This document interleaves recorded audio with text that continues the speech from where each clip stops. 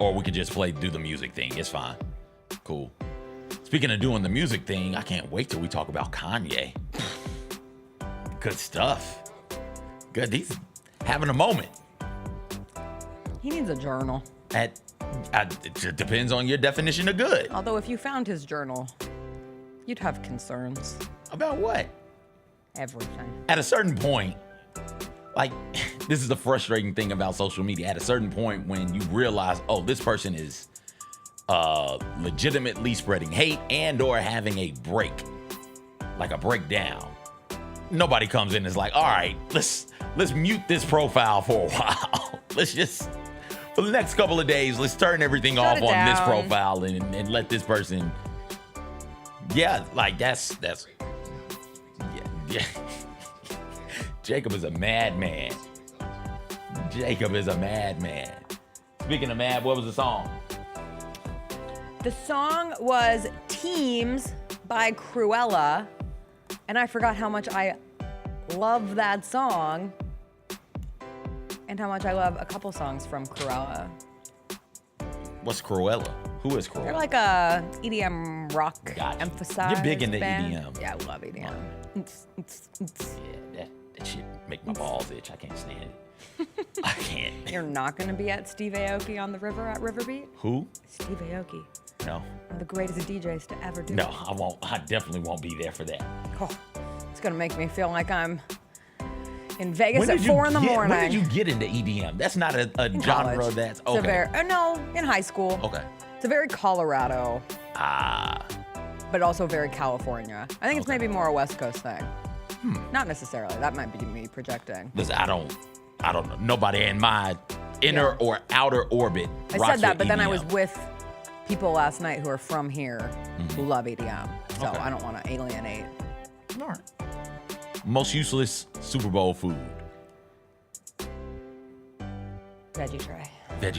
Nobody eats the veggie tray. The veggie tray. Nobody eats the veggie tray. I'm going to go out on a limb and not say most useless Super Bowl food.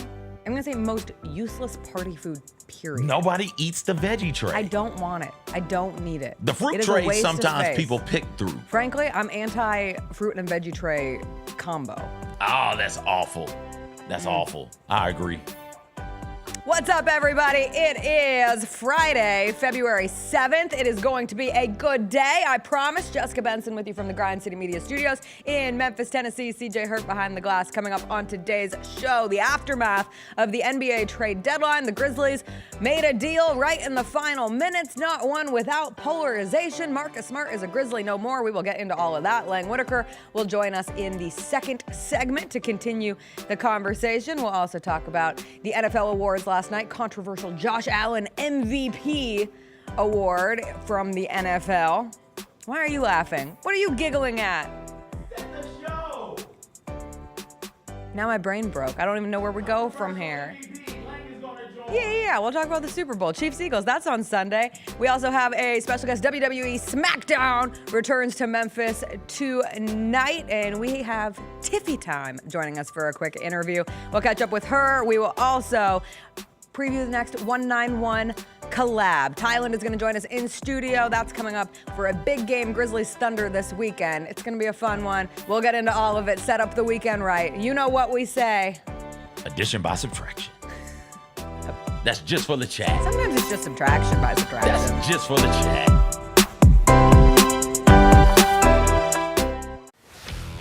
Let's face it, there's a lot of trash talk in basketball, but the great teams let their performance do the talking. Like Ford F-150 with Pro Power on board, a class-exclusive industry-first feature that turns your truck into a mobile generator and leaves the competition speechless. Ford F-150, official truck of the Grizzlies. Greatness starts here at your Mid-South Ford dealer. Class is full-size pickups under 8,500 pounds, GVWR. Memphis Cat is back with his Heaven on Earth tour. I tried to be incognito, but thanks to Shannon Sharp's loud mouth, the gig is up. February 22nd in the FedEx Forum. In my spare time, I infiltrate the Illuminati. Look for their secrets. Run back. Tell y'all. Don't miss this year's most talked about comedy icon live. He's back with brand new material, an unmatched wit, and an electrifying performance. Get tickets at Ticketmaster.com. There's no substitute for experience, the knowledge gained from having been there before, and the passion to share what you know to make everyone around you better. It's true in basketball. It's true in banking. Grizzlies Checking from Pinnacle. Play hard. Bank easy. Open a Grizzlies checking account with at least $100 and a recurring direct deposit by August 31st, and you could receive a $200 direct deposit bonus into your account. Details at grizzliesbanking.com. Member FDIC.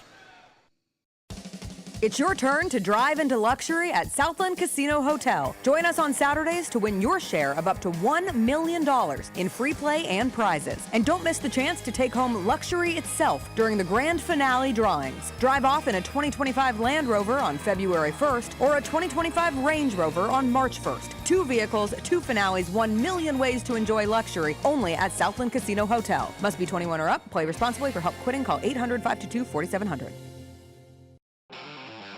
Thanks for showing up, Memphis. Nothing compares to catching your Grizzlies IRL. And that all starts with buying tickets at Ticketmaster, the official ticket marketplace of the Memphis Grizzlies and the NBA. Ticketmaster gets you to the game so you can catch every highlight. Put that jersey collection to use for the next game and get Grizzlies tickets at Ticketmaster. Whether they're here at FedEx Forum or on the road, Ticketmaster's got your back when it comes to scoring tickets. And there's no better brag than saying you saw it live.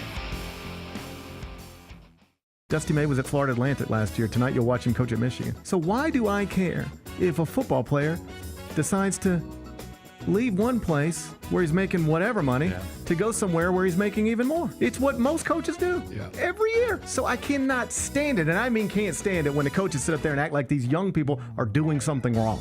The Gary Parrish Show, live on weekdays at 10 a.m. on YouTube at Grind City Media and the official Grind City Media app.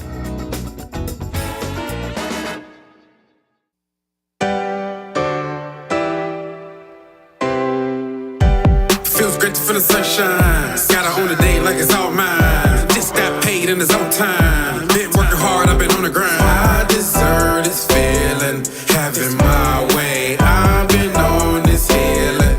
This is my day. The sun's out, ay. Let's have a little fun now. Ay. I wanna let it all out. Ay.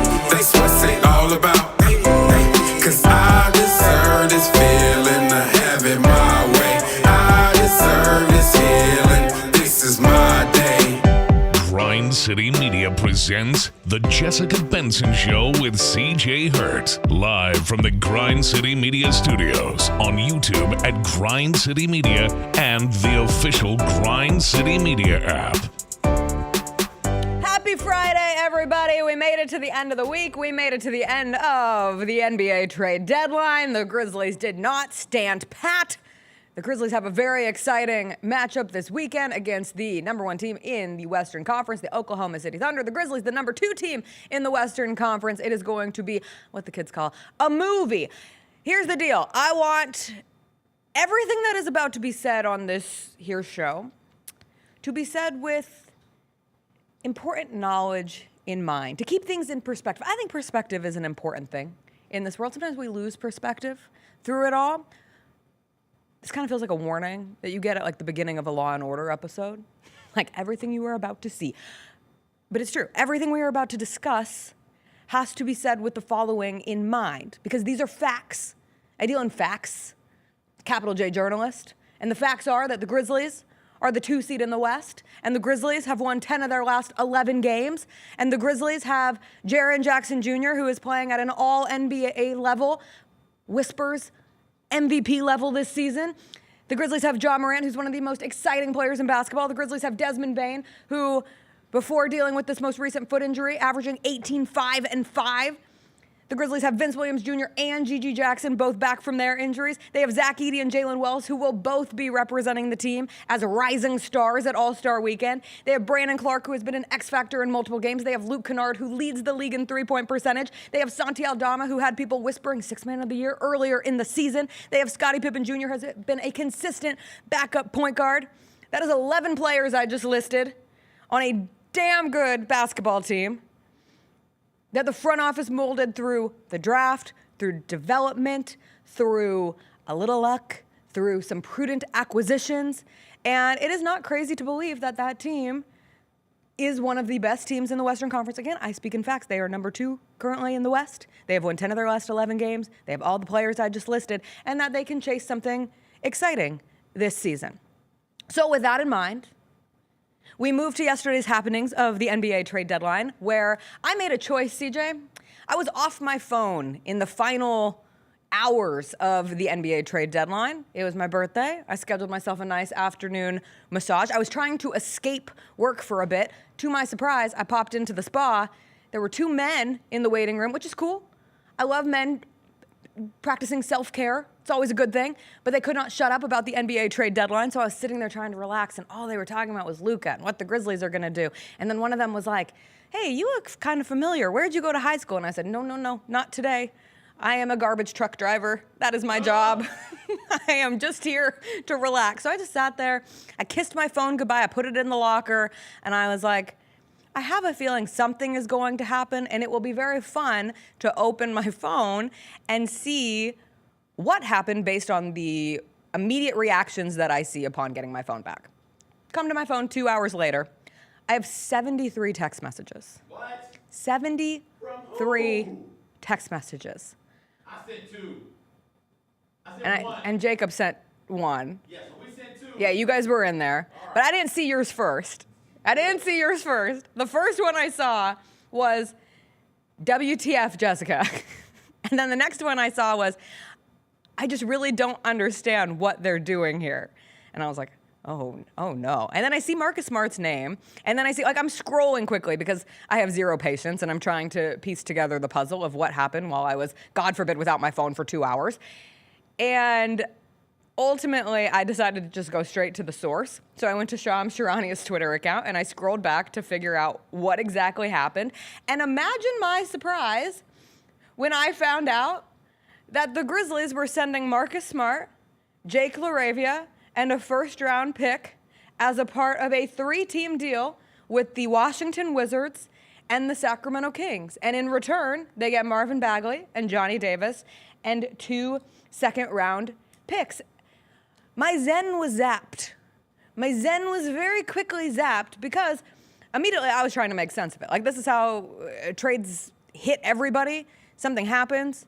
It doesn't make sense on first read, on first take in. And so I'm taking in that the first tweet from Sham says that the Marcus trade is for future roster flexibility. And then you get the information from Brian Windhorst saying that it's to make room for Jaren's future extension. That's not until the 2026-2027 season, but obviously something to appropriately keep in mind, and to also keep in mind the potential extension for Santi Aldama that comes up in this offseason. And here I am just sitting in this fluffy robe, cozy as cozy can be, coming to the conclusion that Marcus Smart got salary dumped in the middle of the season. Here, Wizards, take Marcus Smart's contract, please, right now. And very quickly I get to, well, now we're talking about the buyout market. What about Malcolm Brogdon? What about Bruce Brown? And I'm like, I did not want to be sitting here on trade deadline day thinking about the buyout market. The buyout market, when you have Birkin bag money, you're not going to the outlet mall. And that is what the buyout market feels at the end of trade deadline day. Did the Grizzlies have Birkin bag money? They have a Birkin bag roster. Okay, fine. Birkin might be a elite level. They at least have a nice Louis Vuitton. They have a nice Yves Saint Laurent. They got a nice designer bag at the moment. Okay. All right. Nice enough that I'm not trying to rationalize and justify with myself, well, maybe on the buyout market. Well, maybe Marvin Bagley can be a great backup big in case of emergency, break glass situation, drafted higher than Jaren Jackson Jr. Once upon a time, there were went people first in in that this draft? city. Do you remember? Because it was Bagley, then Jaren, wasn't it? Wasn't it Luka Bagley, Jaren? But who went And then before who's the him? first? Who's first? RJ Barrett. Oh, okay. Wait.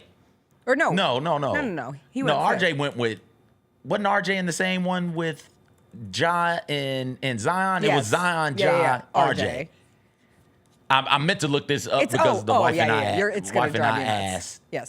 Wife asked, and I was like, oh, it went but who was one? It's DeAndre Ayton. Ayton. And if you want Like, of the biggest losers of trade deadline day, like, you're not the biggest loser. Congratulations. You are not the biggest loser. Those lists will forever include the Dallas Mavericks because no one can get over the shock of Luka Doncic. The Phoenix Suns, who end up doing practically nothing, and Kevin Durant's still there, and now Kevin Durant knows that he was on the trade block. Speaking of Kevin Durant, he apparently said no to Memphis.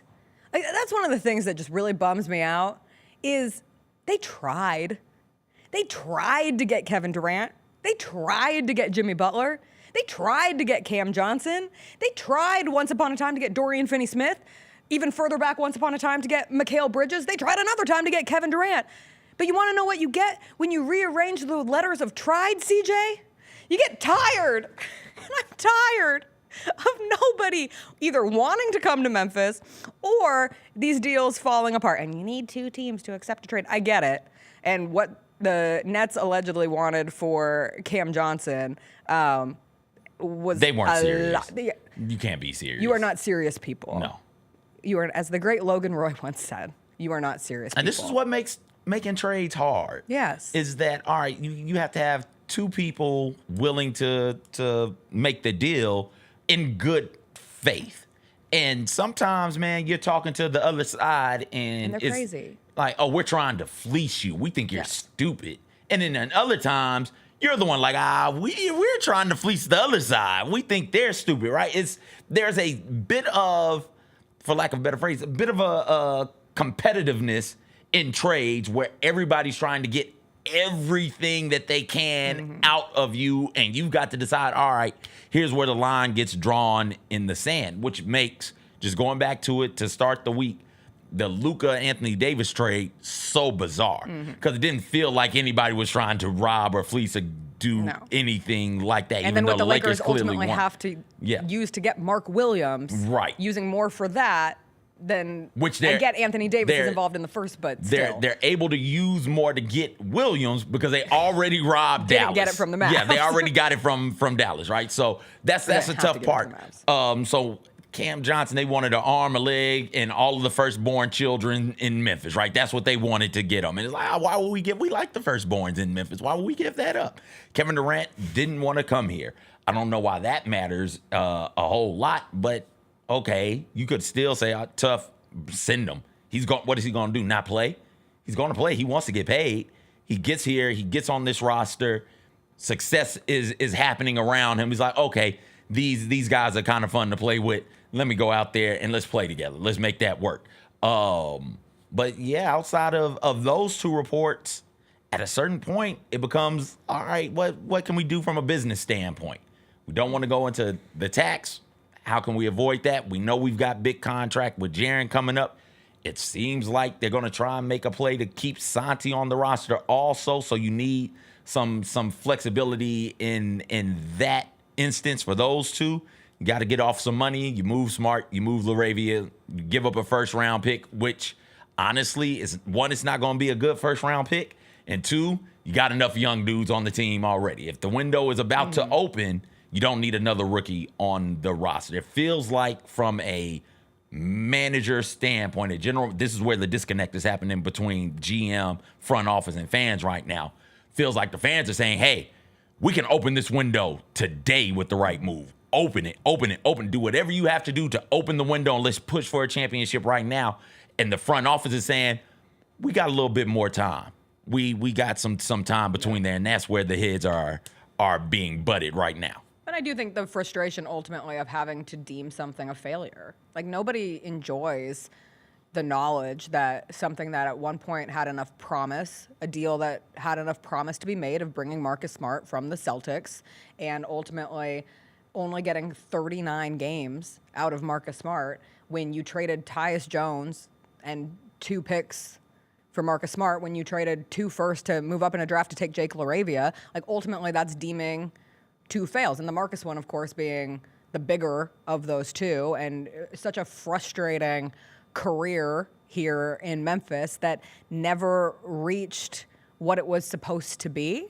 And that's where, from a salary dump in the middle of the season standpoint, like, I was always, like, I'm not going to change my tune now. I was big on the keep Marcus on this roster because he has proven playoff experience. Like, I am just as excited as anyone about the early returns of Jalen Wells, about Vince Williams Jr. being back out there. I mean, we even saw it, the level of chaos that he can insert into a game. We saw it against the Raptors the other night within like 2 minutes of him being back in that rotation. Of the excitement development of Gigi Jackson. But what do all three of those players have in common? They haven't played a single playoff minute.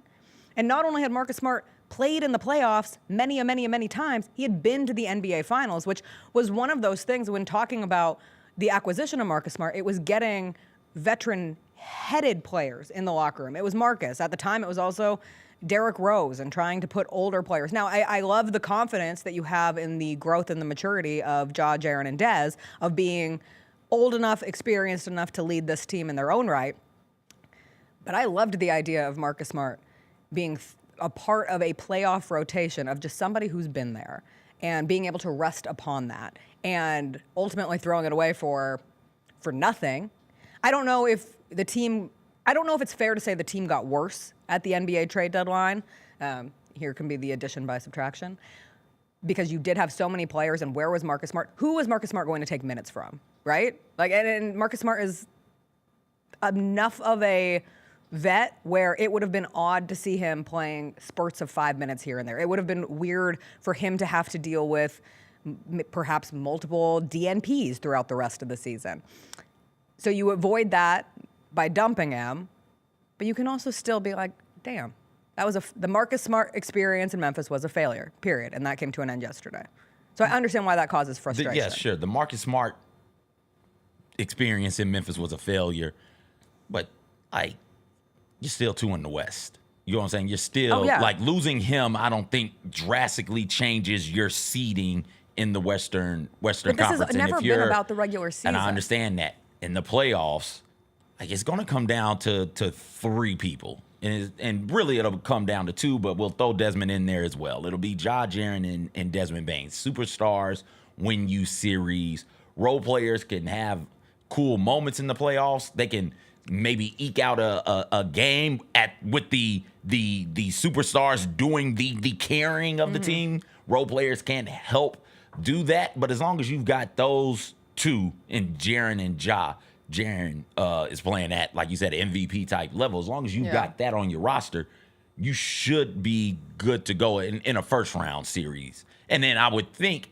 against the Rockets, we'll see what that looks like in the conference semifinals, because it looks like they're the set on Clippers that. got better yesterday. Did they get better than the Grizzlies? Bogdanovich. Did they get better than the Grizzlies? What they were able to do, what a team like the Clippers, and not as important of a comparison because they are in the East and they're the number 1 team in the Eastern Conference, but the Cavs, for what they were able to turn to get DeAndre Hunter, like, they got better. You're looking at teams who were already in good positions, who made deals, who had consolidation, who got creative on things and got better. And at minimum, the Grizzlies stayed stagnant, perhaps got a little worse. You definitively can say the Grizzlies did not get better yesterday. You were not coming out of the NBA trade deadline thinking to yourself, even just an iota of improvement. And that doesn't take away from the belief in the group that is here and the fact that they are 2 in the West right now. But you didn't move your opinion at all. Like, how you felt about the Grizzlies yesterday, that's not fair. I did believe in Marcus Smart being an important piece in the playoffs. So I think they got a little bit worse. Time will tell. And perhaps we're sitting here and Vince Williams Jr. is out here defending the best guy every game of a playoff series, and he's out here taking care of all of the best up and down the West. And then we're like, Marcus Smart who? And we don't have to think about it. But we won't know that for a while. I mean, that's the beauty of trade deadline day. Really surprised that not only did you not get anything back from Marcus Smart, like you keep saying, it seems like feels obviously like his value tanked. You gave up a first round pick also, which again, don't need it. Fine. I'm fine with, hey, we're too good for a first round pick. We got too much young talent already. We're struggling to find ways to incorporate them into the lineup. Fine. Just here you go. But you would think a first round pick and a player with the pedigree of Marcus Smart, even though the value may have been tanked, you would think that would be worth something more than what the Grizzlies ended up getting, a rotation player or something like that. But again, cool. Let's say they make that deal and they get a really good rotation player. Who's that rotation player taking minutes from? Yes. Right, this team is already It is too a conundrum. deep. It is too deep. You got to start narrowing down some of these minutes and some of these lineups. I don't think that the front office felt like they needed another rotation player. Sometimes the pools feel too deep. Like, why do you need that much water? Even coming off the diving board. Your feet can't even touch, ever. You can't hold your breath long enough. The Grizzlies have such a deep lineup at this point, you can't even hold your breath long enough to get to the end of it. Without breathing, name the Grizzlies rotation players. Jaren Jackson Jr., John Morant, Desmond Bane, Zach Edey, Jalen Wells, Luke Kennard, Santi Aldama, Brandon Clark, Scottie Pippen Jr. Am I missing someone? Vince. I feel like Vince Williams Jr., Gigi Jackson. So you already And then you take one red. step down, and you still have John Conchar. Jitty stays. Jitty lives, everybody. Jitty lives. You have Cam Spencer, who is someone who can turn into something exciting as it continues. You still have Jay Huff as a break loss. And now you have Bagley. Do you think Bagley stays on this roster? You don't? No. You think they go to the buyout market? Go to the buyout market to do what? Just to add. No. Depth is important. Jessica, you For a just team that has been the most named injured team in the 12 NBA. people. How much deeper do you want them to go? You're screaming deeper, deeper. They can't go no deeper, Jessica. You want them to run 17 dudes? No. Okay. But I want them to have the option to. You only get, 15 on the roster? Like, come on, man. They're deep enough. No, they don't need a buyout player. I can't think of a buyout wanna player know what who would be interesting enough. Me neither. None of those interest me at all. The best thing that can happen for the Grizzlies on Saturday, go out there and beat the Thunder. No one's going to be saying shit if the Grizzlies go out and make a statement against the Thunder coming into this building on Saturday. 1 versus 2. A real opportunity to say we're not only here, but we are able to beat the best team in the conference. We just made it through the trade deadline. Look at the players we have in place. Look at the depth that we have on this team.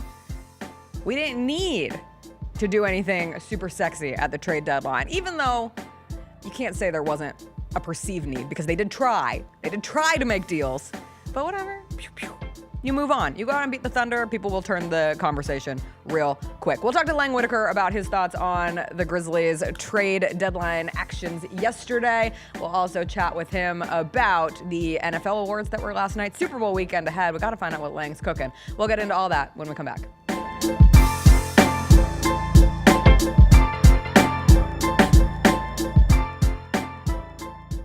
Sitting right next to me, am I right? The one and only Jay Huff. Were you comfortable there in your seat? I'm great. I've been adjusting it, playing around with the height settings. What are you exactly? 7'1" or 7 even? Or I say 7'2" because I wear shoes. Hey, Grizzlies fans, be sure to tune in to Grizzbeat, where the panel and I break down all things Grizzlies and take a look at the rest of the NBA as well. The show is live every Wednesday, 2 p.m. on YouTube at Grind City Media and the official Grind City Media app.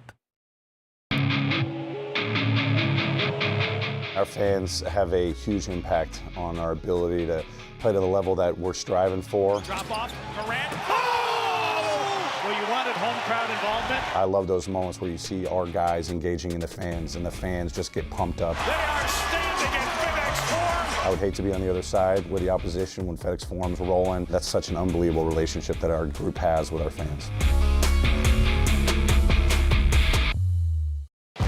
At the National Civil Rights Museum, history moves us forward.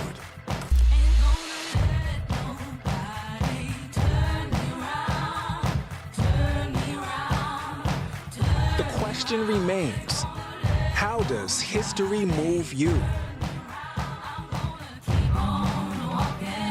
Keep on talking, marching up to freedom now. Shinedown. Dance Kid Dance Tour. Live in Memphis. FedEx Forum, Saturday, August 30th. With special guests, Bush and Morgan Wade. Get tickets now at livenation.com. Shinedown, live in concert. For more, visit shinedown.com. Thanks for showing up, Memphis. Nothing beats catching your Grizzlies IRL, and nobody knows that better than you. So next time you want to hit up a game, Ticketmaster's got your back with tickets to every upcoming matchup. Whether you're catching the Grizzlies at home or on the road, you'll find tickets at Ticketmaster, the official ticket marketplace of the Memphis Grizzlies and the NBA. Keep putting that jersey collection to use and get Grizzlies tickets today. There's no better brag than saying you saw it live. See you courtside again soon, Memphis. So these are a pair of Kobe 11 Elite Low. These were part of a collaboration with FC Barcelona. I've never seen these in person. The detail on these are amazing. It's Flyknit, like, you know, the front of the shoe is Flyknit. It's got the lunar line, I remember, and the insole is removable. Yeah. The Sneak Fest show, live Tuesdays at 2 p.m. on Grind City Media on X, YouTube, and the official Grind City Media mobile app. How about them How Tigers? about Go the Tigers. Go. Beat Tulane in a game that nobody called. Nobody thought was going to happen. They were a 2-touchdown underdog, and they got the win. Number 25 in the AP right now, number 24 in the coaches poll right now. So this is a Tigers football team that's going to end the regular season ranked in both major polls, possibly ranked in the CFP as well, with 10 wins. That's a damn good season. The Odds Couple, live at 2 p.m. on YouTube at Grind City Media and the official Grind City Media app.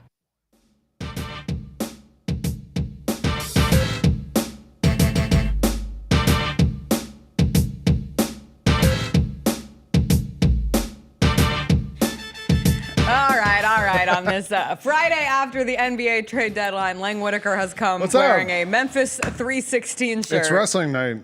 It is. SmackDown's here tonight. I'm going. I got this at the last. SmackDown. They'll have some sort of a Memphis themed shirt tonight. They always have a Memphis special shirt. Actually, the last time they were here was Raw, I believe, and it's when The Rock was here. Yes.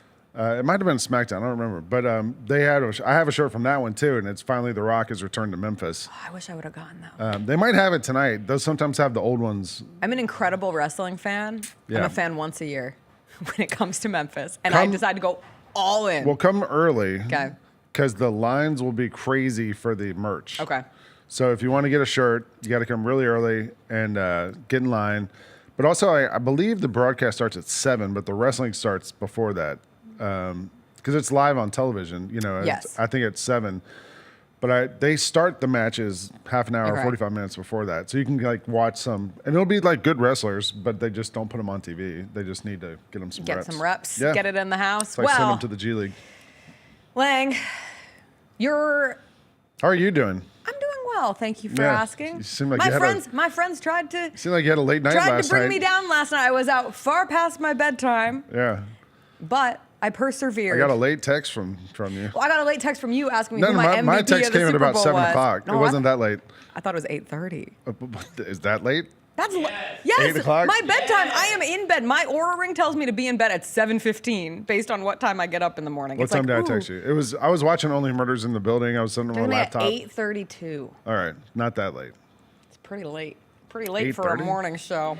Pretty late for a birthday girl who just went to a wine tasting dinner for Lunar New Yeah. Year. I asked for your input for the GCM newsletter. And no one will and ever boy, did know. I get it. No one will ever know what my first answer was for the MVP What about your second of the one? Super Bowl. I like the second one. You can All keep right, the second all one. right. It's Jalen Hurts. Okay. Because he uses an all-women-led management team, and I support that. I'm an Eagles fan for the weekend. I've Maybe decided. they need to call the plays because Maybe. yeah. That's the next step. The next step in the advancement of women in the sport of football. Hey, I'm all for it. Hey, before we get to the Super Bowl, there was a Before we little get to thing the called ladies. the NBA trade deadline Yeah. yesterday, and Marcus Smart is no longer on this team. Jake LaRavia is no longer Yeah, on this farewell. team. What was your initial reation to the trade, and has that changed as you sat on it throughout the day? I mean, look, the best teams in the NBA, of the best teams in the NBA, the Cavs are the only one who really made a kind of a Yes.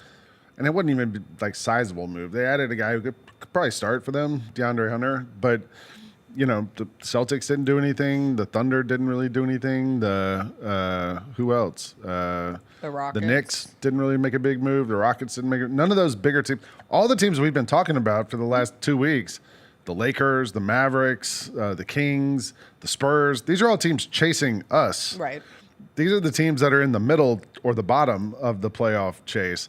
So none of the better teams made these big, moves. I don't think there was the type of player available to them that made it something where you would think, all right, we got to go all in on this. Like, De'Aaron Fox wasn't available to the Warriors.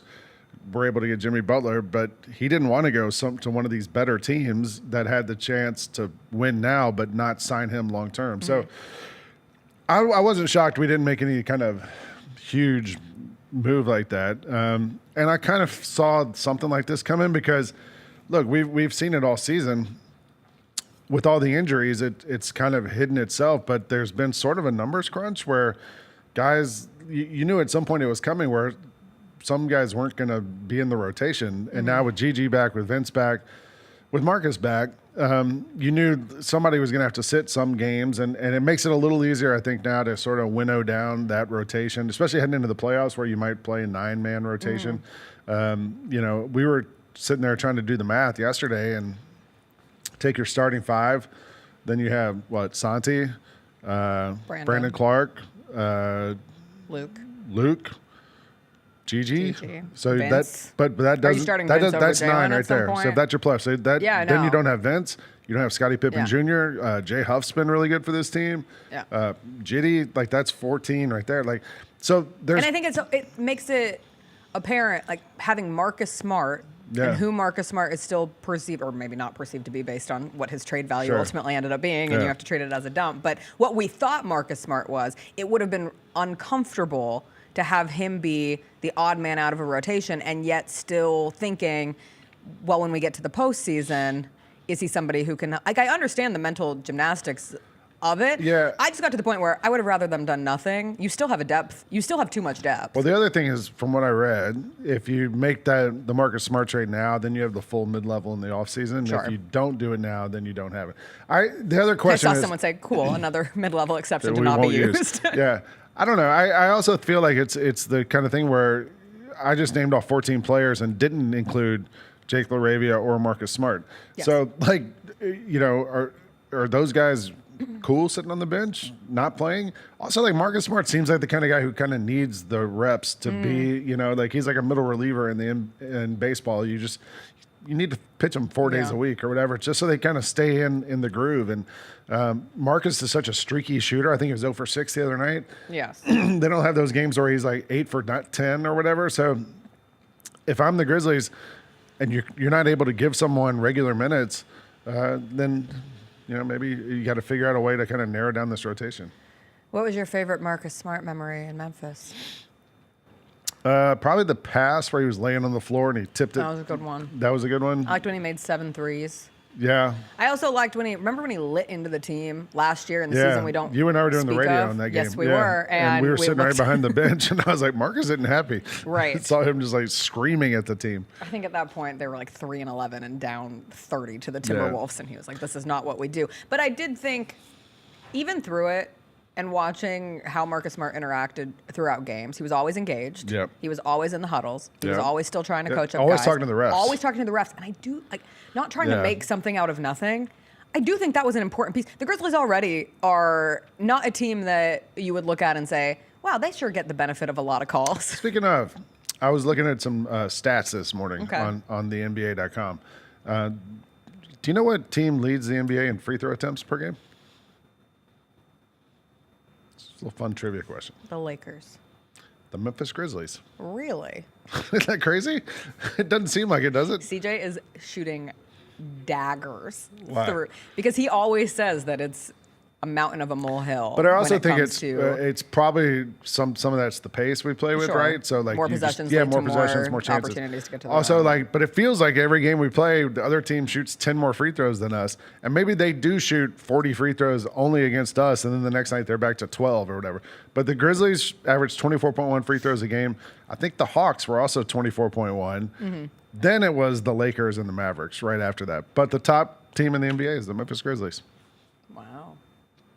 Was the Marcus Smart, I saw this conversation popping off. What was worse, the Chandler Parsons signing in Memphis or the Marcus Smart? And if you have any answer other than the Chandler Parsons signing, you are having deep levels of revisionist history. Neither of us are here for that. I was. You were here. I wasn't here for that. I was in local news at that point. Yeah, I mean, but he was 4 years, I got here $70 right after million. he signed. Yeah, yes. and then I don't know, played -8 games. Yeah, something like that. Yeah. And then proceeds to crap on the city and the organization Yeah. every single opportunity that he has. Like, the beat will be up there, but it is one of those things where ultimately you deem Marcus Smart's, the Memphis Grizzlies trading for Marcus Smart ultimately proved to be a failure. And that's okay. That happens in sports often. For the Swing and a Celtics, miss. they were able to trade Marcus Smart for Kristaps Porzingis and what they get, 2 firsts? Yeah, I thought it was a great idea. I on one of these Grind City Media shows before the trade happened, I came on here and I said the Grizzlies should move Tyus Jones for Marcus Smart.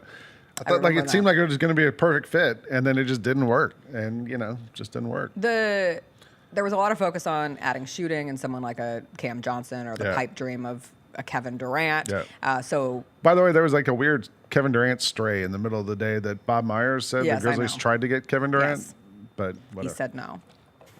And then Brian Windhorst was like, the Grizzlies really tried. Like, you can't sit here and say, well, the front office was just sitting on their hands and didn't do anything. Like, according to all reports, they tried really hard. Yeah. And they tried for Cam Johnson. And they tried for Kevin Durant. And they tried for just like we've seen in the aftermath of the Dorian Finney-Smith trade. We saw it last year with Mikal Bridges. Yep. Like, they tried to push a lot of chips to get those players. And so it doesn't work out in the end in this case.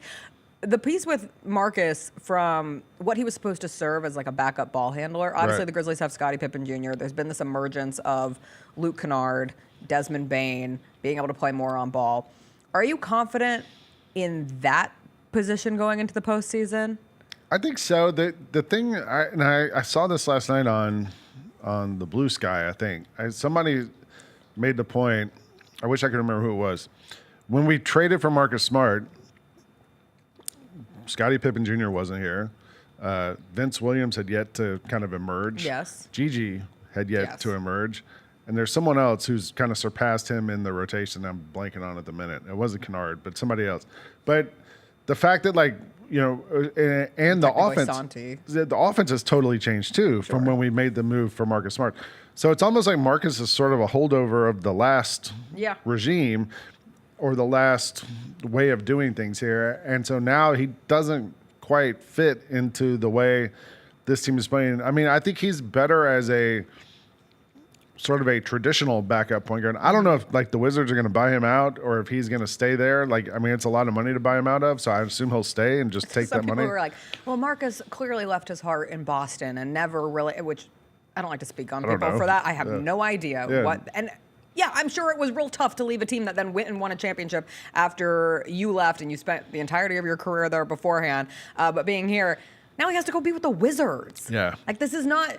It's not Wicked. ESPN. You're not singing The Wizards and I. You're singing, oh, God, the Wizards. It's me, Chris Middleton, and the Washington Wizards. Ding dong, the sad witch is place. dead. Sad The ESPN had a tweet and it was like the new duo in the East. And it was Chris Middleton and Marcus Smart.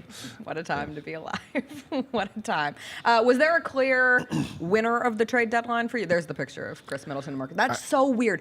The other picture, I didn't send it for today, but maybe we still have it from yesterday. Just someone was like, imagine showing this picture and it's all the guys in their new jerseys. And someone said, imagine seeing this picture a year ago. Someone said, bro, a year ago, try a week. So much happened that was completely unexpected. And you have, here's Luka in his new Lakers jersey. Here's Jimmy Butler as a Warrior, Anthony Davis as a Mav, De'Aaron Fox as a Spur, Andrew Wiggins with the Heat, Kyle Kuzma with the Milwaukee Bucks. You'd be like, you're on drugs. Like, this picture is representative of the NBA clearly burned down and started from the beginning and then randomly plopped players on new teams. I don't know if there's a clear winner to me. I tweeted it the night it happened. Like, I kind of like what Dallas did. If you're going to lose Luka, I don't like losing Luka. I get that. Okay.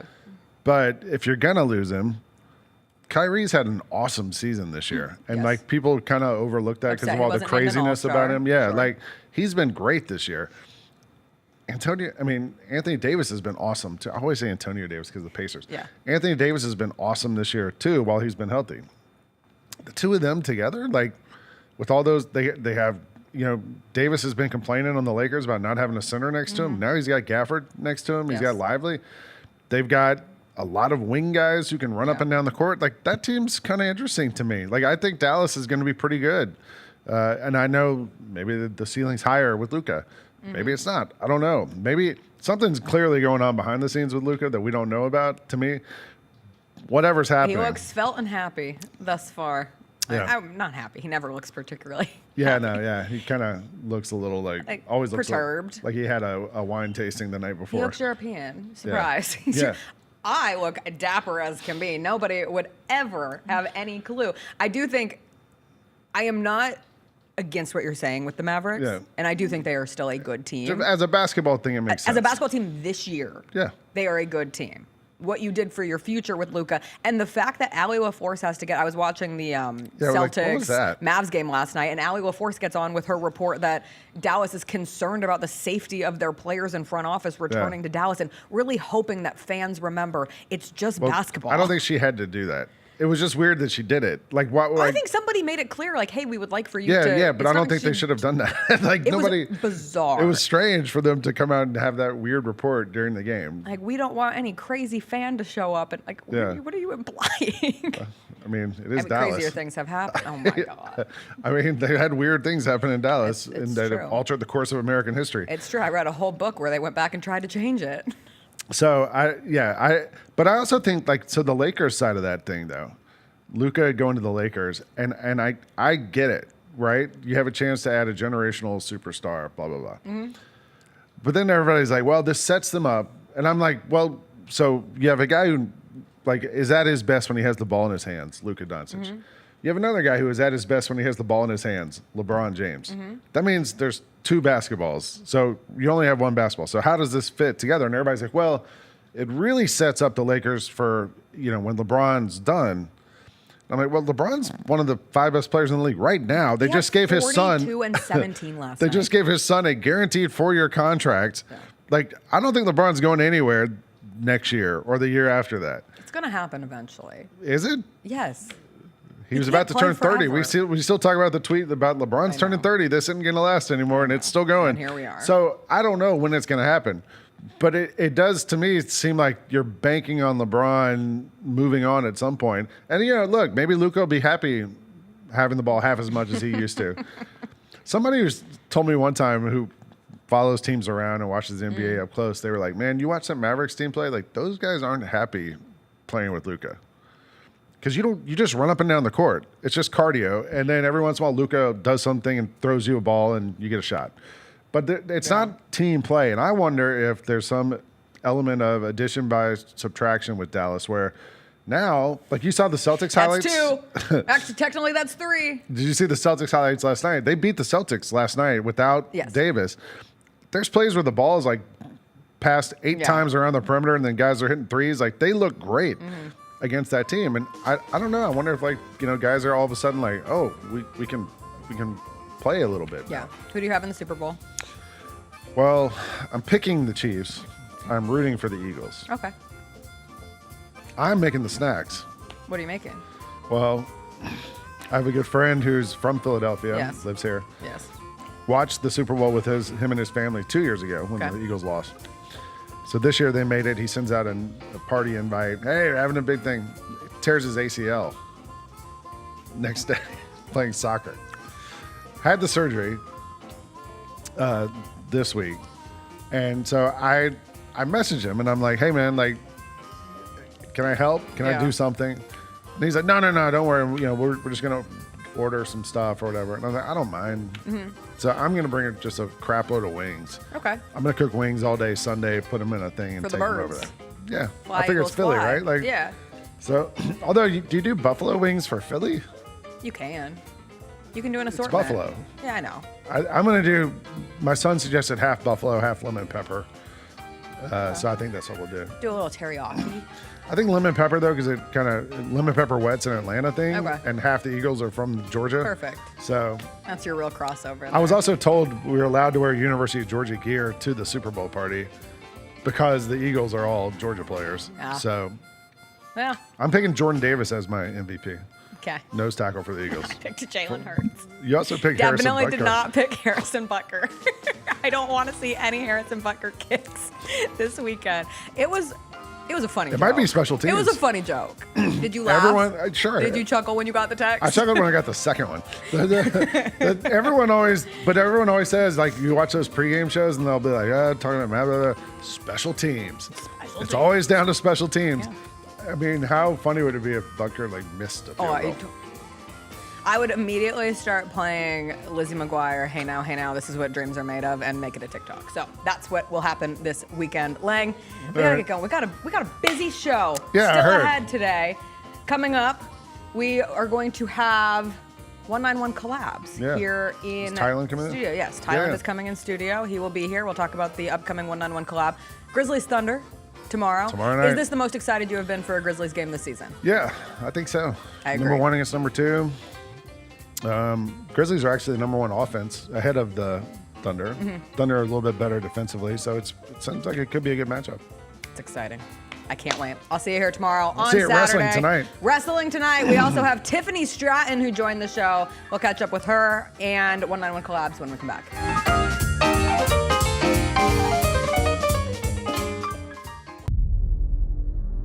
Can't wait. It's time to get it popping.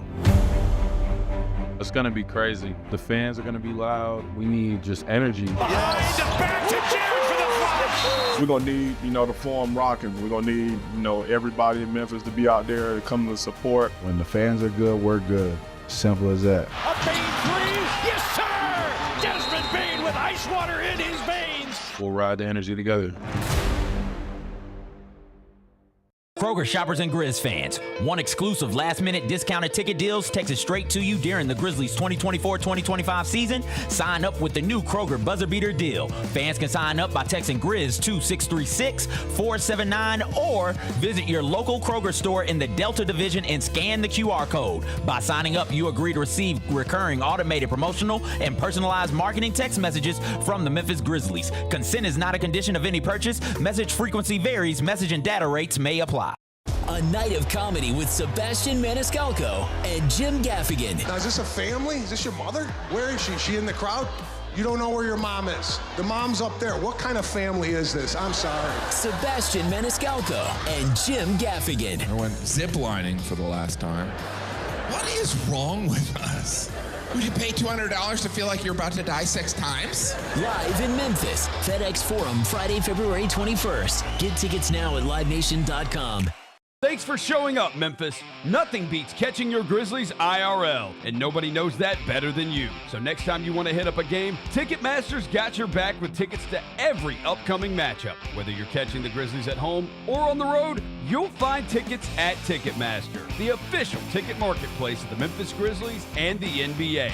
Keep putting that jersey collection to use and get Grizzlies tickets today. There's no better brag than saying you saw it live. See you courtside again soon, Memphis.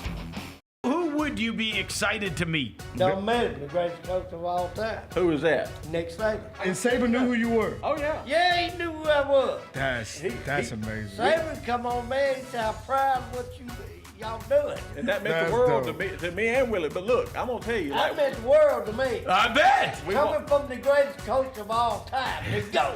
The Chris Vernon Show, live on weekdays at noon on YouTube at Grind City Media and the official Grind City Media app.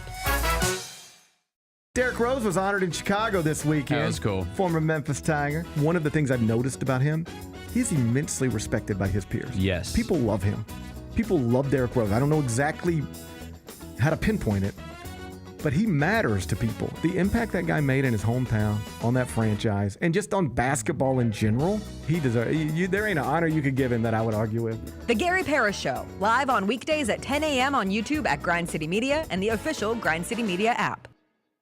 If I was a high school player, or if, let's say I'm the father of a child who's 16 years old, and Mike Vick comes knocking on my kid's door, and Virginia's there also, and so is Virginia Tech, I'm like, yo, you gotta go where Vick is. You gotta go to Norfolk State. Get all of your HBCU sports and culture news by tuning into HBCU Huddle with CJ Hurt and Mike Wallace. New episodes drop every Thursday on grindcitymedia.com, YouTube, and Spotify.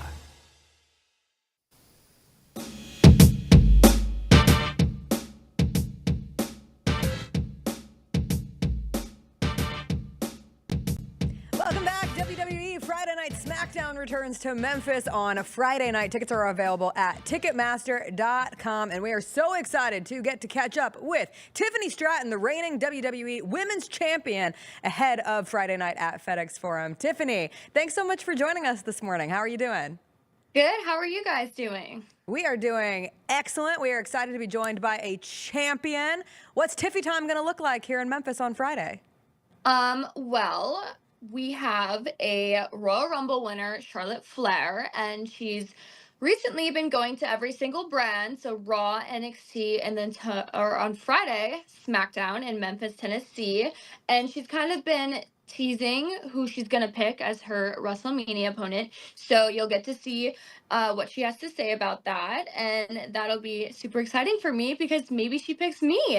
Maybe she does. You are one of the options out there. Why should she pick you, Tiffany? I feel like my entire career, I have always kind of been told I'm a Charlotte wannabe. I'm just like Charlotte. She is my inspiration. She is the reason why I got into wrestling. And I hope she picks me because it'll be a full circle moment. And when I beat her at WrestleMania, I'll no longer be the next Charlotte Flair. I'll be the Tiffany Stratton. Well, you've definitely been carving out your own spot in the sport. I am obsessed with your signature moonsault, the prettiest moonsault ever. And I'm very curious, how did that become your finisher? Where did you get that from?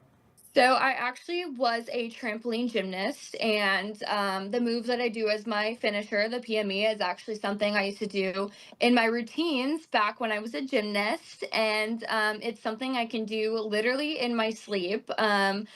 And I can execute it prettier than anybody, hence why it's called the PME, prettiest moonsault ever. And I land it perfectly every single time, and none of my opponents have kicked out of it. So that's why it's my finisher.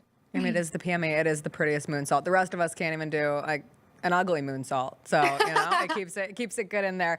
I'm curious for you, since becoming a champion, you've got your belt there.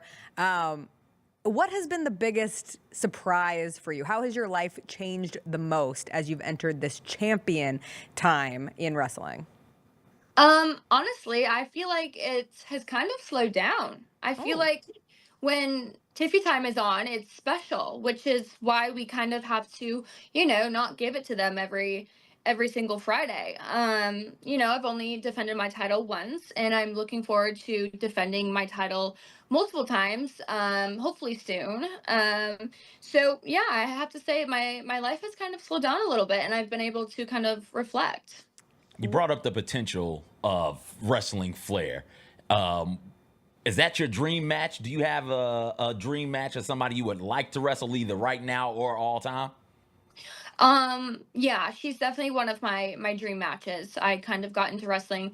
I did get into wrestling because I saw her on my TV screen. And you know, I've always looked up to her, and she's my inspiration. And right now, another one of my dream matches would be Nia Jax. I actually pinned her when I cashed in, and I you know, took the title off of her, and I would love to show everybody that it wasn't just a one-time thing. It wasn't a fluke. And I actually think a triple threat between me, Charlotte Flair, Nia Jax would go crazy. So right now, that is my dream match. Okay, speak it into existence. As you've reflected on this journey for you, you mentioned, you know, going from being a trampoline gymnast into the wrestling world.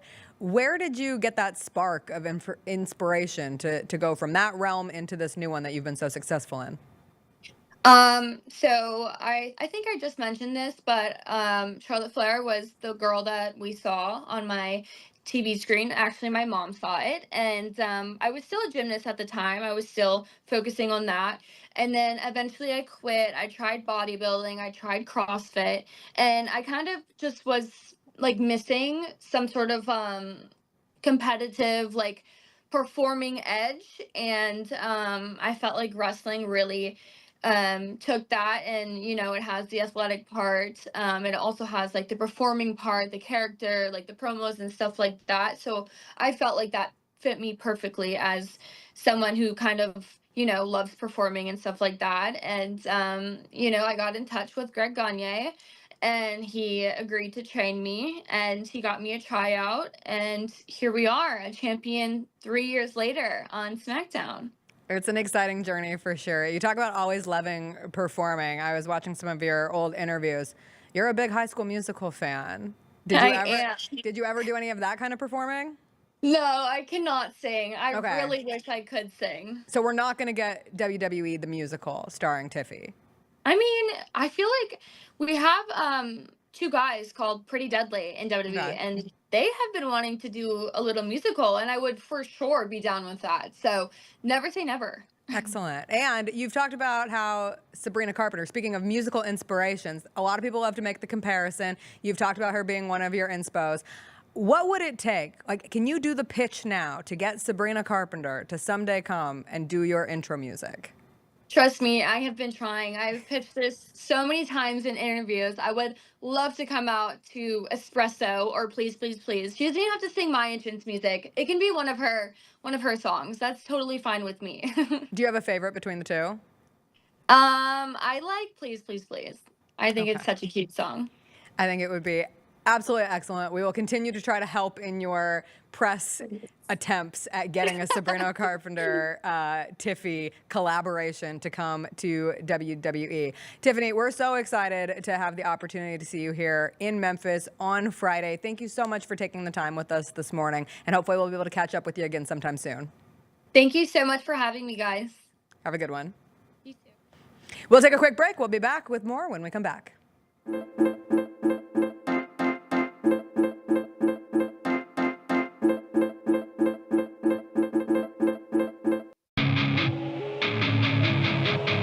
Our fans have a huge impact on our ability to play to the level that we're striving for. Drop off, Durant. Oh! Well, you wanted home crowd involvement. I love those moments where you see our guys engaging in the fans and the fans just get pumped up. They are standing in FedEx Forum. I would hate to be on the other side with the opposition when FedEx Forum's rolling. That's such an unbelievable relationship that our group has with our fans. When it's all on the line, you turn to the strong, the stable, the unwavering. To those with a history of raising their performance, to meet the moment. It's true in basketball. It's true in banking. Grizzlies checking from Pinnacle. Play hard, bank easy. Open a Grizzlies checking account with at least $100 and a recurring direct deposit by August 31st, and you could receive a $200 direct deposit bonus into your account. Details at grizzliesbanking.com. Member FDIC. Sonic Radio. Welcome back to Sonic RNDIO. That spells radio with me, the CIO. This just in, the new Sonic $1.99 menu lets you build a crave-worthy meal for just $1.99 an item, whether that's a creamy shake, crispy tots, or a quarter-pound double cheeseburger. This just out. Ostriches. They're mean, not very cute, and in my opinion, way too big for a bird. Don't miss the Sonic Fun 99 menu. 5 items, always $1.99. Live free, eat Sonic. Tax not included. See menu for details. Grizzlies fans, dunks, dimes, and no looks are great on TV, but nothing compares to catching them IRL. And that starts with buying tickets at Ticketmaster, the official ticket marketplace of the Memphis Grizzlies and the NBA. Ticketmaster gets you to the game so you can catch every highlight in person. From seeing your favorite Grizzly stars up close to hearing the squeak of the sneakers on the hardwood. Put that jersey collection to use and get tickets at Ticketmaster. There's no better brag than saying you saw it live. See you courtside, Memphis. Is Hulkamania officially dead? Yes. When you have over 17,000 people live and you have Netflix premiere the biggest day in WWE history, and meanwhile they boo him out of the building? Hulk Hogan, I'm coming for you! That is your core audience, and they don't want it. Tune in to Grind City Wrestling weekly on the Grind City Media app and on the Grind City Media YouTube channel. Grizz Nation gets set for tip-off 1 hour before every Grizzlies home game with the warm-up show. Get the latest news, notes, and analysis live from courtside at FedEx Forum. This team is doing everything that Taylor Jenkins and his coaching staff envisioned it could do. Join me, Lang Whitaker, along with Michael Wallace, Jessica Benson, and other personalities from Grind City Media, Memphis, and around the NBA. 1 hour before every home game, live at Grind City Media on X, YouTube, and the official Grind City Media mobile app.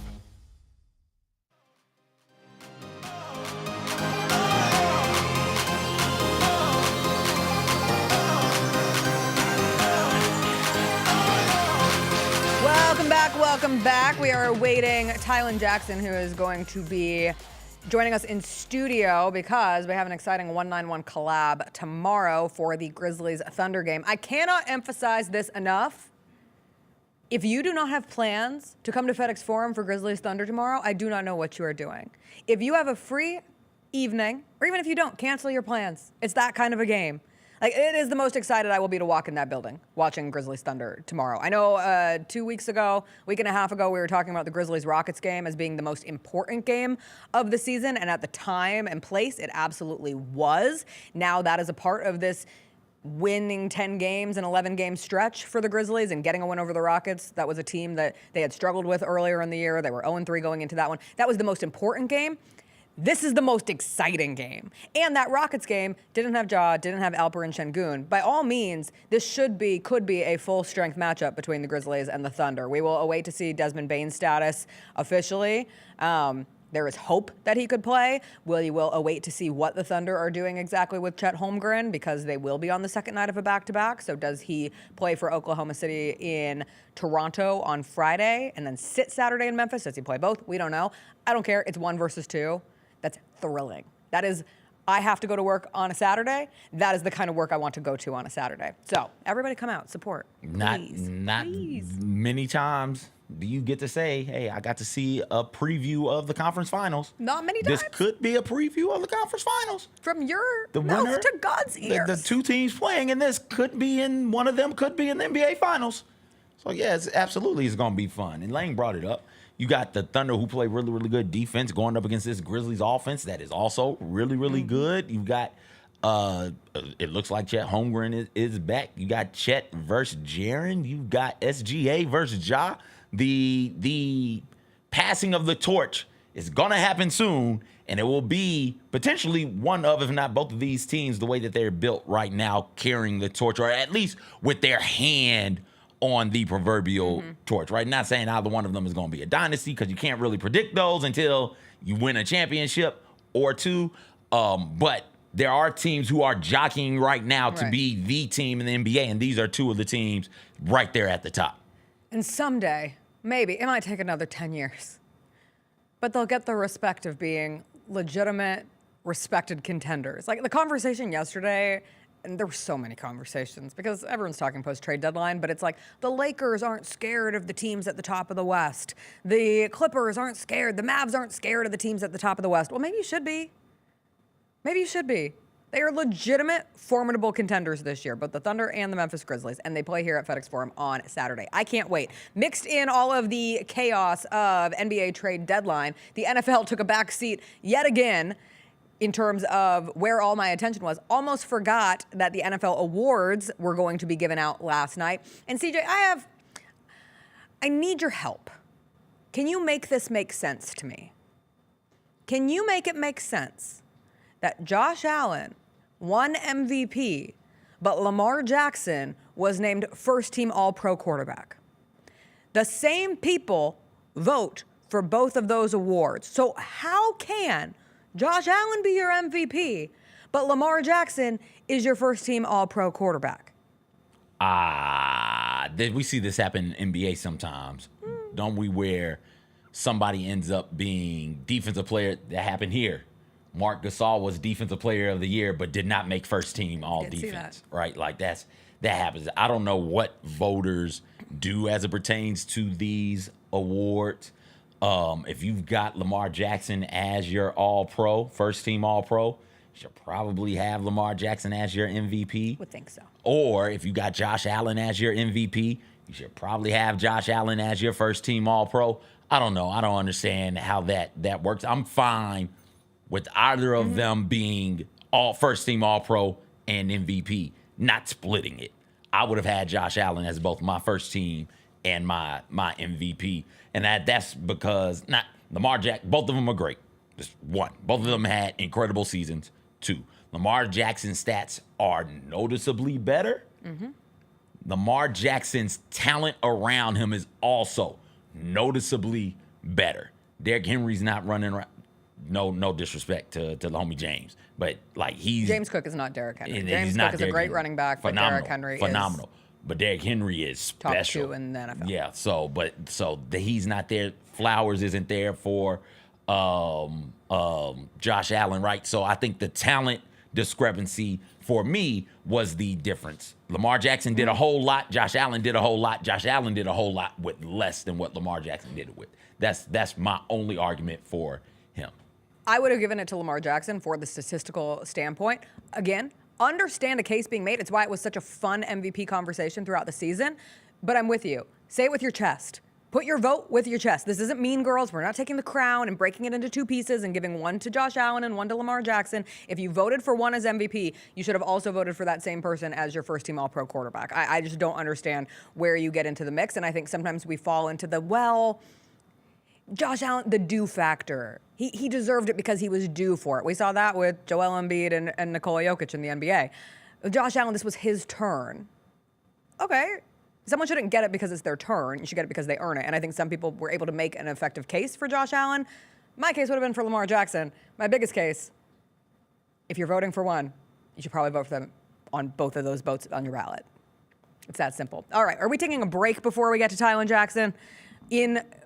Just bring him on? Okay, because he just came in studio. We have 191 collabs coming up on Saturday for Grizzlies Thunder, and we are very excited. Tyland Jackson is coming in studio now. We will show you some of the things that you can buy at the Grizz store. A reminder for 191 collabs, you got to be here in the building. Another reason to come to Grizzlies Thunder.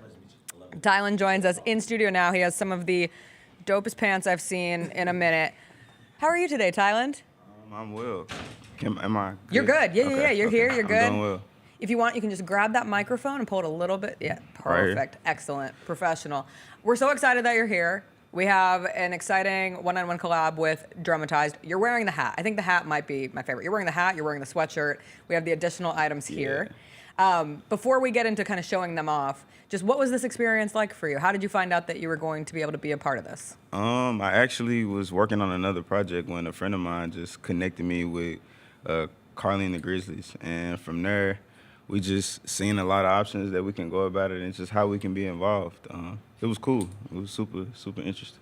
Hold up, I hadn't seen the hat up close and personal. Does the hat sparkle? Yes. Yeah. Oh, come on, Dickie. Tell me more about this hat, man. It's got writing on the side as well. What's going on with that? To be honest, I just had an idea to make something cool. I didn't really want it to be extra, and I have a lot of hat wearers in my family, so I was like, how would I be able to make something I like and get my family members and friends to like? And just kind of going from there, it made sense. I think I was making the design, and my roommate seen it, and I was like, I think I want to do it this way. And then we were just kind of like shifting it. And as we shifted it, we was like, to add a little flair, we could do the rhinestones. It would be cool. Well, I'm now seeing that the rhinestones are also on the sweatshirt. Oh, yeah. So this one was a sample hoodie, so they won't look like this. Oh, okay. But the only difference is just this Just the rhinestone. The design is still the same. Yeah, and these will actually be bigger. So cool. It'll be a bigger rhinestone for everybody to see. It'll be cool. What was the inspiration for this particular collection? The inspiration was I just wanted to. This is like a one-in-a-lifetime thing, so I kind of just wanted to take full advantage of the opportunity for the team and us, and we wanted to just share, like, what it was like seeing gear for us growing up in Memphis at the time, and also, like, where I am right now, especially with where fashion is going, just to make something elevated that I wanted to see people in Memphis wear, and it still feel like this trendy and be a part of that. I think that's one of the coolest things about 191 collabs is they generally have a true Memphis feel. Like everything you wear out, you get a ton of compliments on it because it's for people in Memphis. Like we all want to wear it. Right. You're from here. How did Memphis influence your decision to go into the fashion world, and where did that first kind of start for you? Being here, I guess I would say I had a lot of influences from here. My mom, my dad, my grandmother, all of them kind of combined and just helped me grow my own, just what I liked and what I wanted to wear. And just over time, as I got older and started to like different things and seeing what people wore to school all the time was just super cool. Where'd you go to school? I went to Southwind, I went to Ridgeway Middle, and I went to Oak Forest Elementary and Hickory Hill Elementary. Southwind Jacks. Yeah. I've been seeing they've been going crazy in football. Yeah, for sure. For you, What has been, obviously this is really exciting to be able to work with the Grizzlies, your hometown team. It's a sweet collaboration. With the dramatize part of it and working with Tay Keith, how did that all kind of come together for this collab? Actually, I'm blessed, bro. Even gave me the opportunity to be in this predicament, and we kind of met each other. We used to go to college. We both went to MTSU together, and we mentored children, and that kind of fostered our relationship. And this was before everything was going on with him, and it's as big as it is now. But our relationship just grew. I was still always doing fashion, but I originally went to school to be a dentist. So when a dentist, yeah. So when he kind of shifted into what he was doing his career, he, let me be a part of that, and I just kind of grew into what I already liked. I wanted to be a dentist to buy clothes, anyways. So it was just like now I can actually be in the lane I want to be in and see where it takes me. And we just been rolling. The number of times I've said I should have been a dentist so I could afford the clothes that I want to wear too. That's so relatable. Did you take the what's a dental school exam? Whatever it's called. I didn't even get that far to learn, man. Okay. It was being hard. A dentist is hard. What was your big break in the fashion piece that allowed you to separate off from that dentist goal? I kind of always just wore what I wore in school, and people would tell me that and compliment me on that. And I would say just now starting to style, I got an opportunity to style him as he was nominated for a Grammy. And then that just let me know, like, I can do this. This is a job. Like, this is a thing. I never knew this was a thing. So when you told your mom, like, Mom, I'm not going to dental school. I'm going into fashion. How'd that conversation go? I was cool. I don't think my mom, she didn't really trip. She was all for everything I was doing, which I appreciate her for. Dentistry was for sure the thing. That sounds good, and that's what you would want your kids to be invested in. But learning this, and as she's seen I'm actually making a career out of what I love to do, she's just happy I'm happy. So who's been your favorite person that you've styled so far? So far, recently, I kind of just like the most recent things that I do, because I guess that's like where I am. Yeah, in that recency state. bias. I had got a chance to work for, he's actually from Memphis. Thank God for Cody. He's a producer for SZA.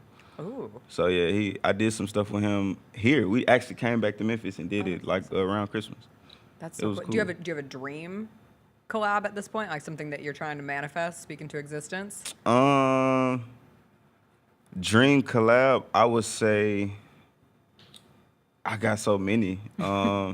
Just honestly getting to be a part of like one of these just huge brands in some way, like maybe designing or doing something for these brands would be cool for me. How does that work? Like, is it just you just keep hustling and it's a relationship thing. Yeah. I would say it's a relationship thing. A lot of the people and a lot of things that I got involved in were just off of who I was, people knowing me, but also knowing what I do and seeing that I actually am passionate about what I do. I think that kind of let people know, and just being consistent. Can we run through some of the garments on the desk? I want to know more about these. We got I'm glad you started with the pants, because I want to touch Me too. those. That's what I mostly wanted to know, because I did not realize they were windbreaker material, which I'm a big fan of. So with the pants, I wanted to do a track set, and all of this, the team and I discussed it, and it was just like all of it made sense.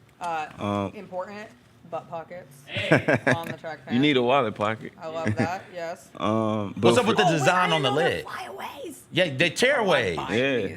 I wanted to do Put them on something and tear them away. like the warm-ups, like back in the day. Yes. When you, I just used to see the Grizzlies.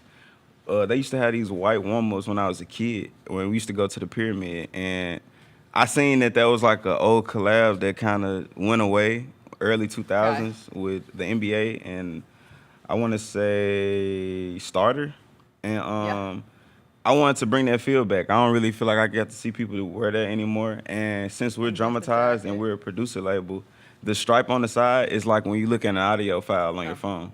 So I wanted to try to make everything resonate some kind of way. I feel like that's super cool. And you have the dramatized Grizzlies logo as well. Correct. Love this set that is absolutely needed in my life. And then you got the t-shirt. Yeah, with this t-shirt, I just wanted something vintage again, like just to bring it. I want everything to be reminiscent, because I don't live in Memphis anymore, but like I just always wanted to grasp that feeling of what it was like being here, and it was just beautiful feeling. So I wanted to make garments to kind of give me that perspective. I love the details. That's with all of these. It's always in the details. Even just having the small basketball with the claw logo within that as well. Where are you living these days? I live in Nashville. You live I in live in Nashville. I moved around, but Nashville is where I reside now. It's a spot. It's okay. We won't hold it against you. I come home quite often. Well, that's good. And Yeah, we're I come happy home that you were quite able to come home for this, and it's going to be really exciting for people to have the chance to get this collection. So the hat, the sweatshirt, the warm-ups, the shirt. Get all of it. Get all of it. Can you sell the glasses? I was going to ask you, because I really, really like your glasses, and I'm looking for. Oh my. You can try them on. I'm trying to find a new pair. They look fire on camera. Thank you. All right. They're fire. Tyland, thanks for being in studio with us. We'll take a quick break. We'll come back. We're doing a little Music Friday, what you need to be listening to get into this weekend. We'll wrap up the show after a quick break. I really like these. I really want to get a pair of fun glasses. For real. About the same glasses.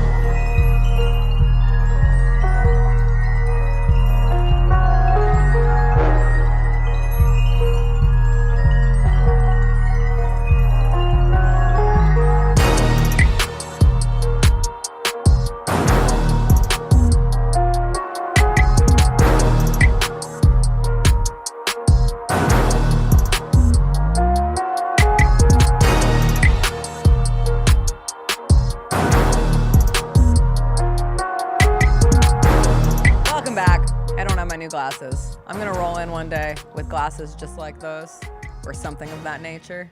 It's gonna be a new era. You put on the right pair of glasses. It's like Clark. I understand the Clark Kent effect. He takes them off. You put on the right glasses. You also have an identity shift. It's gonna be me in my 33rd year, my Jesus year. Oh, don't call it We that. spend too much time Don't on call it that. our Jordan year and not enough time on our Jesus year. What do you mean on your Jordan year? Like when you turn 23, everyone's like, "Oh, it's my Jordan year." I didn't know people were doing that. That completely. Or like missed me. 22 is like your Taylor year. I did not know Yeah. people were doing that. That I don't know about you, but I'm feeling 22. We don't get enough in our 30s. We got to manufacture some things. So you want to manufacture the Messiah himself? Technically, his death was estimated between 33 and 39. Okay. He was in his peak. All right. He was in his peak. So Jesus and Jessica, both of your names start with J. You're in your Jesus Jessica era. And there's an S Okay. and an E. Yeah. 2 S's. Okay. And an E. All right. Yeah, makes sense. No, it doesn't, but go ahead. Sure. What are you listening to? I told you about the podcast yesterday. $1 Trillion Pill. The Times did it. New York Times, or one of the Times, New York or Washington, I can't remember, in conjunction with with Spotify, did a 4-episode sort of deep dive into Ozempic and Ozempic-like drugs. Okay. And I think it's really, really good. It came out last summer, and I stumbled across it this week.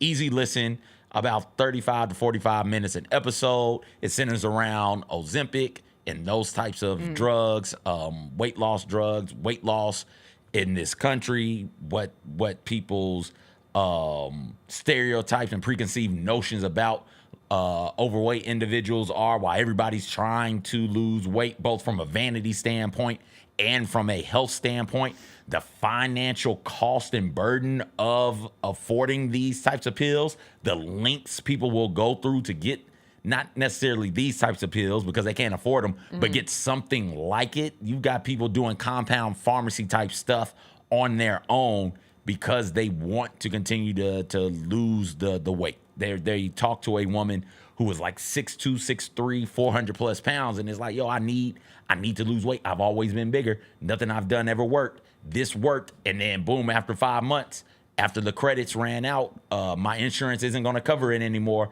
and so now I've got to pay $1,000 a month out of pocket for this drug that is quite literally helping me and changing my quality of life. So of course I'm gonna go to it's not the black market, it's the gray market. I didn't know we had a gray market where it's not illegal, but it's like, not approved. Not approved. And so there's some gray market things going on there. It's really, really... You can get that stuff in weird places. Yeah, you can. And I've learned. They talk about the cost of drugs in America versus other places. Like I think in Canada, it's $100 a month, and over here it's $1,100 a month. They talk to a woman who goes to Mexico, so she and her husband can get the drug, and they use it. And she's talking like, yo, I had knee pain. I couldn't walk, not because I didn't want to, not because I wasn't in shape, but because I was so like overweight that the weight put pressure on my joints, and it made it really, really painful. Now with this, we can walk around the park and do some of the things necessary to lose the weight naturally, but I need this to keep the weight off. So it's really great. Listen, I think we've all, I told you this yesterday, all at some point looked in the mirror or walked past a mirror or a window and said, holy hell, you're a fat mother bleeper, aren't you?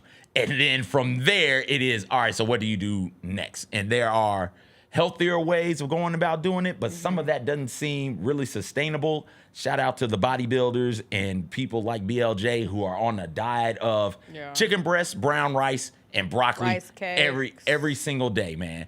But for most people, we enjoy tasting things, you know? So diets seem to be things that you can do for 3 or 4 months at a time, and then you hop off of them, and then the weight comes back worse, and then you hop back on it, and then so it's this constant push-pull of weight loss and trying to be healthy. And I think they do a really good job in 4 episodes of discussing that and laying it all out there. So it's a good podcast. You should give it a listen. It's not the Times. It's the Journal. The Journal. There we go. The Wall Street Journal. There it is. And it's not pill. It's a shot. Ah, there we go. $1 trillion shot. My friends last night had a $1 trillion shot? No, I went to the bathroom and I came back and they were talking about shots. And I was like, what? And they were like, oh, you know, the flu shot. We were just talking about the flu shot this year. And then those sneakers had shots brought to the table. I said, I'm 33. I'm 33 and it's 9:30 p.m. And on I'm a work to night. Be in bed at on 7 a o'clock. work night. Work night. What were the shots of? They tried to bring me back, but who showed up? My alarm went off at 5. I gave myself an extra half hour. I said, I'm going to sleep until 5 today. And I woke up without my alarm 5 minutes before, and I was ready to go. So who's holding who down now, hey? That's what the trade deadline will do. Are you still drunk? Nope. Did you not hear me say what was the shot? Oh, it was actually delicious. It was like okay, I'm getting there. I don't know how to describe it. It was like a lemon drop shot, but it was the special over at, shout out Downtown Businesses, Barware. Okay. They do like a daily shot on their menu, and we got that. So it was a mixed drink. Delightful. It wasn't. I sipped it. I didn't shoot it. You sipped it. 'Cause I'm a lady. That's why you were able to wake up on time. Mature lady. You sipped it in your Jesus era. Jesus would have loved a lemon drop shot. I just know it. He turned water into wine. If he could have turned water into a lemon drop shot, he would have. I swear. Just kidding. That feels oddly sacrilegious. Yeah, you're being sacrilegious right now. It's respect. Okay. Please. All right. You're going to have to answer to this. Figure out how you take it. Saint, whatever his name is, who's up there at the pearly gates. Who's guarding the gates? You get up there and then you... Is it Gabriel? The gates. I don't think angel? Yeah, it's an angel. Sure. Is it Gabriel? I feel like Gabriel's doing other stuff. Like Gabriel's down here managing us. Saint Peter has the keys to the kingdom. Yeah, so you're going to have to go up there and holler at Saint Peter. And he's going to show you this moment right here. Well, Saint Pete. I hope I can call you that. Saint Pete. I hope I can call you that. I think they're going to say, Jess, you made us laugh that day. Come on in. Here's your cloud. Enjoy. Have a great rest of your day. I didn't get a chance to listen to any real new music. Kanye West went on what can only be described as a maniacal tirade on Twitter last night. So that was the big music news coming out of the day. But we did find out we're getting new Drake. We are getting new Drake on Valentine's Day.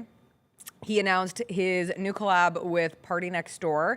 It is going to be an album called Some Sexy Songs for You. and it is spelled with all of the S's, except for the plural S in songs, are dollar signs. So some sexy songs, each beginning S is a dollar sign, and then for you, the number 4, the letter U. Bold. To come the weekend after the Super Bowl, Drake will be releasing new music. It is going to be 15 songs, and they shared a trailer. It had a nice little beat to it. But now the Drake fans are mad because how dare someone else decide to release new music on Valentine's Day, because that was supposed to be Drake's day, because he owns Valentine's Day. Sabrina Carpenter. Drake fans are mad at Sabrina Carpenter because she's re-releasing her album. And frankly, I'm more excited for hers because we're getting a Sabrina Carpenter, Dolly Parton collab. Oh, really? Mm-hmm. Like, Dolly Parton's going to be on Please, Please, Please. Is this an actual collab, or I think is it's Dolly an actual, like talking? I don't think it's like Dolly introing Jolene on Cowboy Carter. Okay. I think it's Dolly Parton singing on Please, Please, Please with Sabrina Carpenter. All right. Dolly's been everywhere. She has. They're searching for the Dolly Parton to play Dolly Parton in the musical that's coming out. That was a big part of my We're TikTok. getting a Dolly Parton musical? We sure are. When? We sure are. Where? It's in the works. Broadway. The Great Broadway. I'm gonna have to go to the Broadway. Yeah, they're gonna cast 3 different Dollys, like young Dolly, middle Dolly, old Dolly, which is how they did the Cher show. Dolly Parton, the musical. It's gonna be great.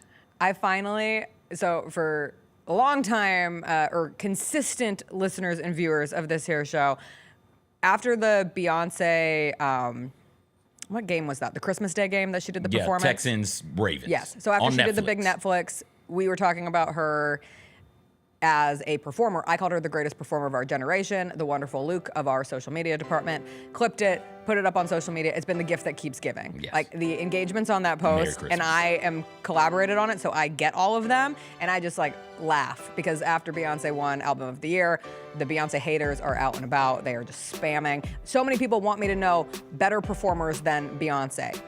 Who's the worst of the better performers than Beyonce that you come across? I get a lot of the most consistent that make me just chuckle. Pink. Listen. But she's a great performer. So Listen. I'm just like, I'm not trying to take away from Pink. See Pink. Yes. Go see Pink. Go see Pink.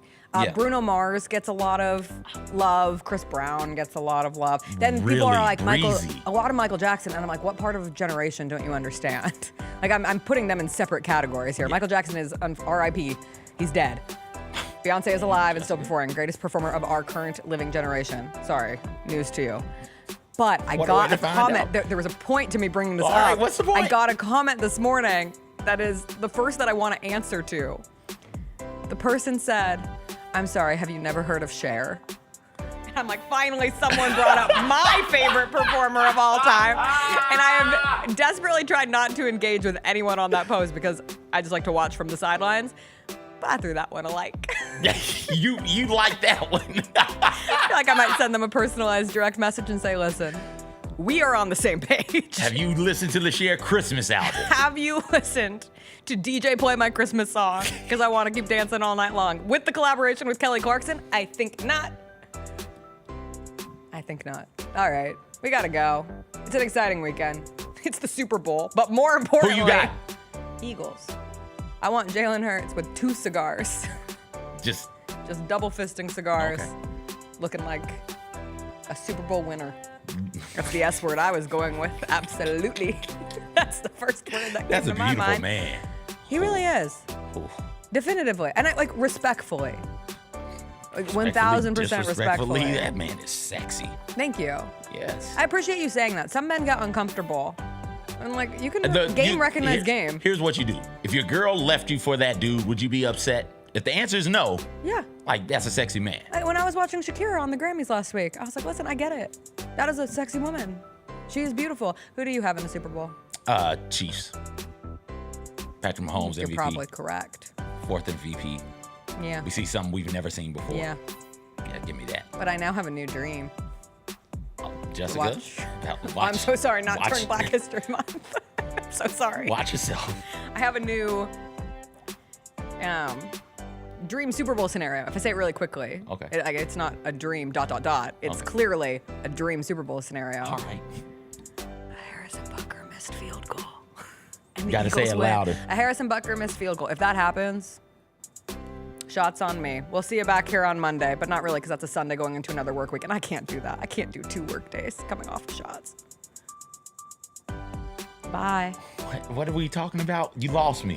I said if Harrison Butker misses a field goal to win the Super Bowl, shots on me, but not really because it's another day going into a work day. I'm sorry, I should have spelled it out. I missed that part. I should have spelled it out.